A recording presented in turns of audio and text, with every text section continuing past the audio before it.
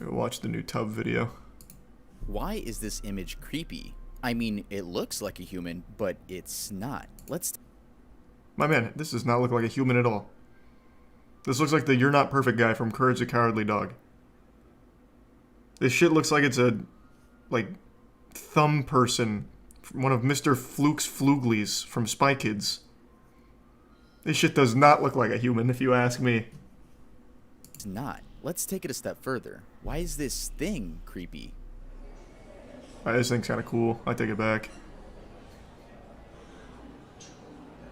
What exactly makes us feel unsettled when coming face to face with something that is almost human? That's the I feel fantastic isn't? lady. In today's video, we'll be talking about the uncanny valley, the flashed face distortion effect, and the visual perception theories. Also, thank you to Astrigal for suggesting this video topic. Are you the tier 1 wizard? The In the uncanny tier 1 valley. jail? So, No prime the beer? uncanny valley is a phenomenon introduced by Masahiro Mori in the 1970s. It's used to describe the relationship between a human-like object and the emotional response it evokes in people. The average human has 2 eyes, 2 ears, a nose, a mouth, eyebrows, and hair. But why does this image look normal, and this one just looks like something straight out of your nightmares? That's because what we're looking at is almost human, and our minds can recognize that. If we take a look at this chart here, we see that it's using 2 scales, familiarity and human likeness. We're very familiar with stuffed animals and industrial robots. However, the closer the object imitates humans, the closer they reach the uncanny valley. A state of mind. Which one was the robot there, am I right? Because we don't know if what we're Jimmy looking or at the is a threat girl? or not. All we know is that they're almost human. Masahiro Mori wrote an essay all about the uncanny valley and goes into detail on what exactly makes us feel uncomfortable. For context, Masahiro was a Japanese roboticist, most known for his research in humans' emotional responses to non-human entities. The essay was written in Japanese but has been translated to English. In the effect of movements section, he states, for example, one robot had 29 pairs of artificial muscles in the face, the same number as a human being, to Are they make it smile grieving? in a human-like fashion. According to the designer, a smile is a dynamic sequence of facial deformations, and the speed of the deformations is crucial. When the speed is cut in half in an attempt to make the robot bring up a smile more slowly. Hey, real quick. I've said this a million times and I'll say it again. What the fuck is the point in making robots that look like humans?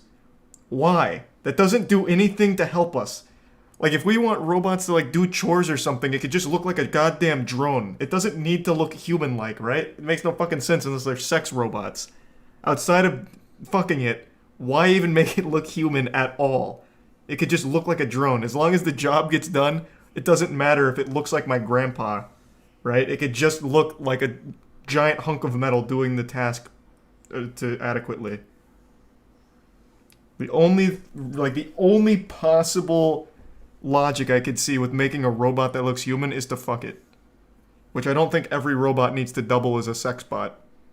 Instead of looking happy, its expression turns creepy. This shows how, because of a variation in movement, something has come to appear very close to Oh my god, human, never mind, I see like the a purpose robot, now. Puppet, or Einstein's a back, hand, baby, let's could go. easily tumble down into the uncanny valley. Movement is a great part of the uncanny valley. It's one thing to see a creepy robot, but if that dude blinks at me, bruh, I'm dipping the fuck out of there. Our minds are set to recognize that movement coming from an object is most likely alive. A caterpillar, a dog, a bird, a fish, your Uncle Jose. But this sensation of eeriness runs through us when we see a human-like robot. Now, why?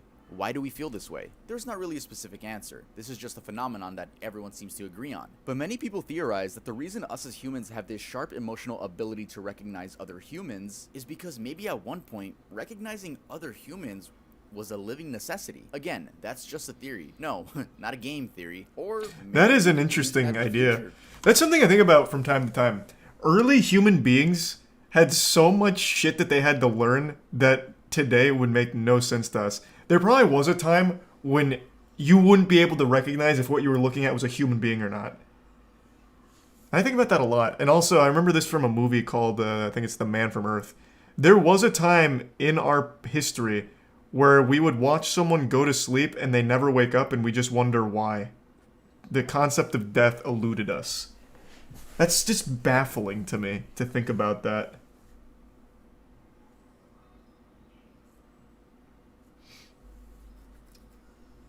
You're millions of years beyond that, why worry? Well, it's not worrying, it's just something I think about. I find that interesting. Like, starting from the bottom. Like, just thinking back to that.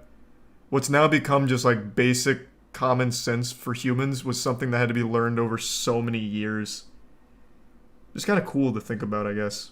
I don't know, maybe 2025 there'll be some aliens coming down to Earth that look just like us, but thanks to our uncanny valley senses. Grug, no we wake would be up. like, "That Yeah, fucker is an exactly. alien, bruh. Arrest him." I don't know what we would do.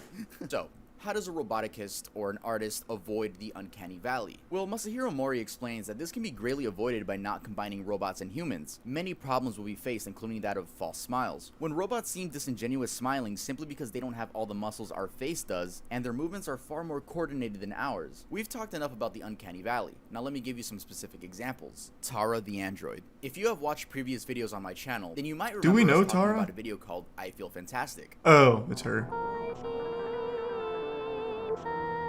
Yeah, this one's OG YouTube shit. The video began gaining popularity in the 2010s due to being extremely creepy. The video depicts a female robot singing with a text-to-speech voice. Since this is the internet, rumors started spreading that the creator of the video was a murderer and other weird stuff, but no, just another classic internet rumor. The bot was created by John Bergeron in 2003, and multiple music videos were made. It just so happens that I Feel Fantastic was re-uploaded onto YouTube either by him or another person, and it went viral. It's obvious the creator was going for an unsettling vibe with the use of the robot, dark synths, odd voice, and overall disturbing atmosphere. Visiting androidworld.com/prod68.htm will lead you to a buying page, where apparently you can buy a DVD with 5 3-minute songs by Tara. I mean, they have a working PayPal link, but in all honesty, let's you're go. probably not going to get what you ordered considering the website was created in 2004. Nah, he's still Medal probably of active. Honor Warfighter. Medal of Honor Warfighter What? is a video game developed by Danger Close Games, released in 2012 Man, rest in for peace, 360, Medal of Honor. PS3, and PC. Though these aren't physical robots, they do create very unsettling avatars, resulting in the uncanny valley. Let's take a look at this cutscene. So you picked a name. Oh, I wanted wow. Michael, I don't but remember I wanted a this. Girl. That didn't work. Well, keep Michael in your hip pocket. That way when... Isabella. Oh, beautiful. When Isabella shows up... Holy with a few shit, friends, yeah, this is weird. Honey. What? That's how I met you. God bless older sisters. I want to play it. This shit's like a creepypasta. Animated. Okay, I'll take that as a chance to hit the ladies. Married to that man for 22 years. And one of the things I've learned that some of the other wives didn't is that it's better to have them happy than to have them safe. Thanks, the resub, Chad. Now, what's the difference between these player models and player models in a game like GTA 5? Well, GTA 5 had a far greater budget, which meant they could hire actors, not voice actors, in motion capture suits and in general afford better technology. I don't mean to be a Rockstar fanboy, but Rockstar always goes all out when it comes to their models' facial expressions. They definitely such do. as LA I Noire, agree. where a major task in the game is to read other characters' expressions to tell if they're lying or not. They achieve this with facial scan technology, which is also meant to skip over the uncanny valley because their characters actually look good. On the other hand, animating 3D characters by damn. hand, or at least without a big budget, That actually is kind of wild. I haven't played Medal of Honor Warfighter. I think most people stopped playing Medal of Honor after the PS2 era because the game just got turbo shit. But now I want to play it. This is kind of wild. You have to try really hard to make character models look this bad with a big budget. What's wrong with it? Bro, it looks like shit.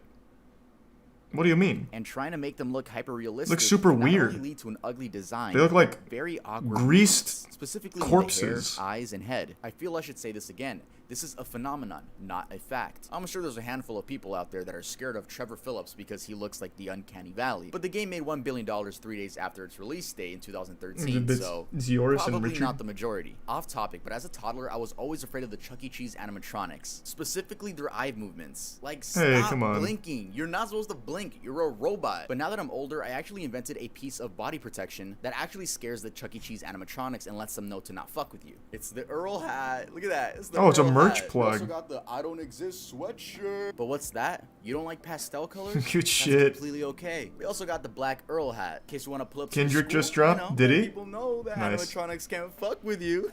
Blue I'll have hat to also listen. exists. We also got trucker hats. And my personal favorite, the beanies. But yeah, that's enough for the self promo. If you guys want to see all the items of my new brand Earl, make sure to click the link in the description or go to earldoesn'texist.com. Now let's head over to the next Uncanny Valley example. Telenoid. Let's talk about the thing in the thumbnail. Here in the US, we have Alexa. In Japan, they had Telenoid. There is one question I would like to ask Oh, you. wow.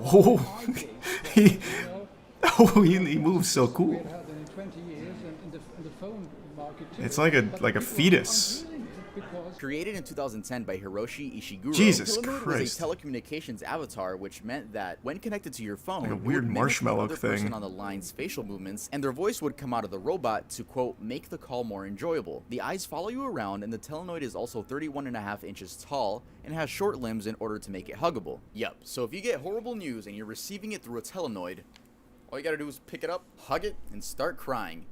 And then probably crying even harder, you're hugging a fucking Telenoid. The whole idea I'd never was heard of very this. non-ideal because the other person had to use a webcam and a specific software in order for the Telenoid to work. So if you got a Telenoid, you would literally have to tell all your friends, hey, you guys should buy a webcam and also download this specific software. No one's gonna do that. This was supposed to be the next big invention, which would replace video God, conferencing it's so software, cool. But I guess the researchers forgot that FaceTime exists. If you want to get your hands on one of these bad boys, What the the price starts at fuck? $8,000 for the consumer version and $35,000 for a research version. It is actually like straight out of The Grudge. Why would he make the bottom of it look like this? Well, what is that design idea? Oh. It's like a pseudo sperm cell almost. Or like one of the boos from Mario. So you don't fuck it. Well, you can still fuck it in the mouth though if you wanted to. Like if you're having phone sex with a Telenoid, you can still put your dick in its mouth. Doesn't stop it. Oh, that would be so horrifying too. Your wife on the other end of the Telenoid just making the noises that the Telenoid mimicking her like that beast from Annihilation. Limbs in order to make it huggable. Yup, so if you get horrible news version. But I guess the researchers forgot that FaceTime exists. If you want to get Here's your a hands tier on one 1 of these bad boys, Boblo. the price The starts at resub $8,000 Hugo, for the Fungi, consumer version Tidleon, and Tuggy, and the $35,000 Prime for a Guardian. research version. The resub trilogy. The flashed face distortion effect, otherwise known as the alien faces illusion. In front of you are faces that will begin to change semi-rapidly. I'd like you to stare at the cross in the middle. Alright. Keeping your eyes focused on the cross, you should begin to notice that the faces become distorted. Yeah, I'm and looking begin at, to like, have non-realistic facial features. Oblivion This video NPCs. is not edited. Every image is normal. This is the flash face distortion effect, aka FFDE. But why do these? I don't believe that. Those faces were absolutely fucked. No way. Were those just normal? Oh, wow. What? Okay. I've never heard of that before. That's kind of cool.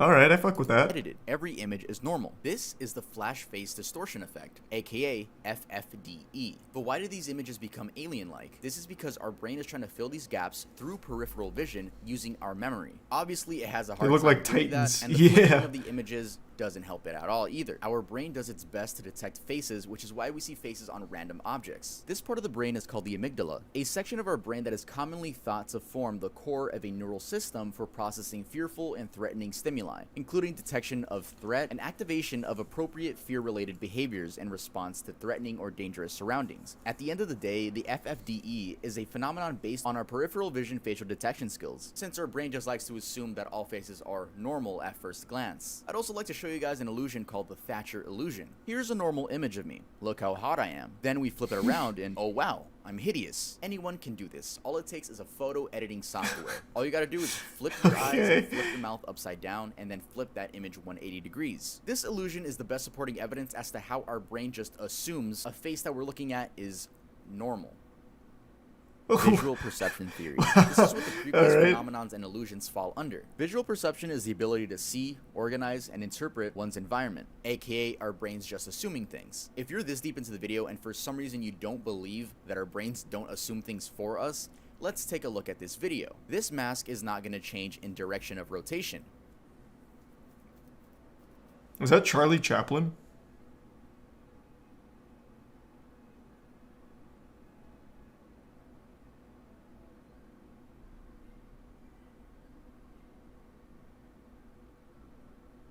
However, our brains do like to assume that it's facing us. Now, there are a lot of examples of the visual perception theory, Okay. though that video I've is seen probably something like that the before. easiest and best one. The way I like to explain it is just assuming.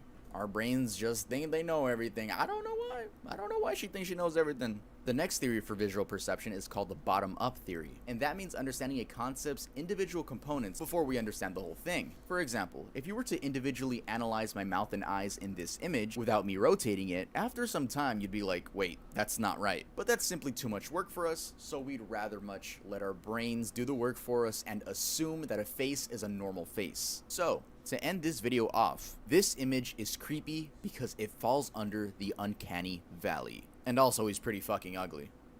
True. Telenoid's fucking awesome, though. Hey I guys, kind of want a thanks for watching Telenoid. the video. If you guys enjoyed the video, make sure to leave a like. And if you're not subscribed, make sure to subscribe. You made it to the end of the video. You like me to some degree. And if you haven't already, make sure to follow me on Instagram. And I'll see you guys How old is next Telenoid? time I upload. How long has that been around? Is that a new thing or an old thing? It has to be old, right?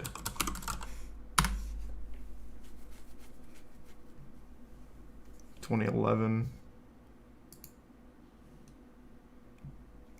Released in 2010.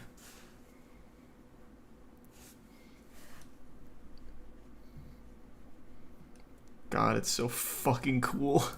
Like, I love the idea of it, but the price I don't like, and also I would stop liking it very quickly and just start to probably be a little disturbed by it.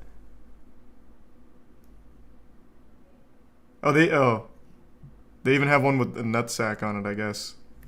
So it doesn't have to be like a tail, which I guess is cool. Fuck, it's so good. God damn it. I need a Telenoid. Oh, wait, he even made another one. Wait, he's made a lot. Japan is a pioneer in robotic. Especially in Japan, we need to have more robots that can support our daily life. We need more robots. Why exactly? In Japan, people are more Thanks, you comfortable with Metallic. robots than elsewhere. That may have to do with the influence of Shintoism, which states that all things have These a are spirit. cute. Even robots could have a soul. That might be why they are more willing to use robots to solve social problems. Japan has a super aging society. The average age is 48.4 years. I know, just show me the robots. What is it like to sit in that room all day? I'm very, very sad.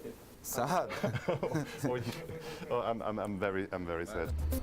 And how So he has a hard is time with the twin mouth. Looking like him long term. We are updating the robots, and this is, and then I also updating my face also. So the question is which is the cheaper, the right plastic surgeries or the replacement of Okay. skin. Right? Usually, the right plastic surgery is much cheaper. Okay. This Telenoid is also Telenoid! remote-controlled. Its software transmits facial expressions and speech simultaneously. But my question about her bot puts the technician behind Telenoid on the spot. I have one question. What kind of man is your inventor? You're asking about the inventor? About your inventor. What kind of guy is he? He's next to me right now. Yes. So it's hard It doesn't to- really move much. How do you evaluate me? He created me very neutral. Yeah. That made me easier to talk to anyone. Okay. Yeah. Well, you get no argument from me, I'll tell you what. Awesome. Is it actually talking? Man, what the fuck do you mean? No, it is a telephone. The Telenoid is a It is basically as if someone put a walkie-talkie up the ass of a doll, but a really creepy one.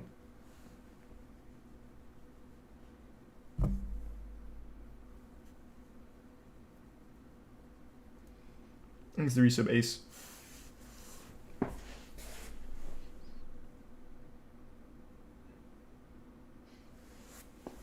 Why are they talking to it as if they're talking to the Telenoid then? That I couldn't tell you.